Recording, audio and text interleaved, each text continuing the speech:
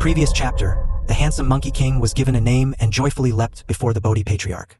The Patriarch then instructed the other disciples to take Sun Wukong through the second gate, teaching him to sweep, respond, and observe the proper etiquette for coming and going.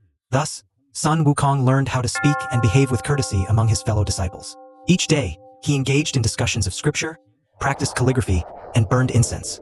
In his spare time, he swept the floors, tended the garden, maintained the flowers and trees, kept watch over the firewood, and carried water from the river. He diligently prepared for every task and quickly felt at home within the cave. After 6 or 7 years had passed, one day the Patriarch ascended his platform to lecture on the Great Tao. As Sun Wukong listened nearby, he became so delighted that he could not help but scratch his ears, rub his cheeks, and beam with joy. His happiness overwhelmed him, and he began to dance and leap uncontrollably. The Patriarch noticed this behavior and immediately reprimanded him. Wukong explained that he was overcome with excitement by the profound wisdom of the lecture. The Patriarch then asked Wukong what kind of skills he wished to learn. Yet, after hearing several suggestions, Wukong declined them all. Irritated, the Patriarch leaped from the platform, ruler in hand, and struck Wukong 3 times on the head. Then, turning his back to the assembly, he retreated into his chamber, closing the central door behind him. The other disciples scolded Wukong, but he merely smiled, for he had already deciphered the hidden meaning in the Patriarch's actions. The 3 strikes to his head indicated that he should be alert at 3 in the morning, while the Patriarch's retreat and closing of the door signaled that Wukong should enter through the back door for secret instruction. That night, at midnight, Wukong quietly rose, dressed, and made his way to the rear of the Patriarch's quarters, where he found the back door slightly ajar. Inside, he saw the Patriarch lying down, seemingly asleep. Without disturbing him, Wukong knelt at his bedside.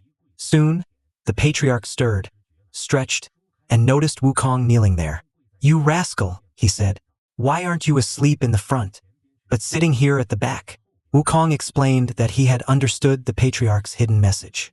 Pleased, the Patriarch then imparted to him the secrets of longevity and the art of self-cultivation, as well as the 72 earthly transformations and the magic of the somersault cloud. The following day, Wukong's fellow disciples gathered beneath the pine tree and asked him to demonstrate his new powers by transforming into a pine tree. Wukong complied, reciting an incantation, and with a shake of his body, turned into a towering tree. The disciples erupted into cheers and laughter, causing such a commotion that they attracted the attention of the Patriarch. Angered, he chastised Wukong for showing off and immediately ordered him to leave. With tears in his eyes, Wukong expressed his gratitude to the Patriarch and, invoking the somersault cloud, swiftly returned to the East Sea. In no time, he descended upon the mountain of flowers and fruit, only to be greeted by the sorrowful cries of cranes and the weeping of monkeys. A group of monkeys rushed out from the trees and rocks, surrounding their king, lamenting that a demon known as the Hooligan Demon had been terrorizing them, seizing their land, and occupying the water curtain cave. Many of their young had been captured. Enraged by this news, Wukong sprang onto his cloud and set off to confront the demon. Soon, he arrived at a towering mountain, before which stood the demon's lair, the water-stained cave.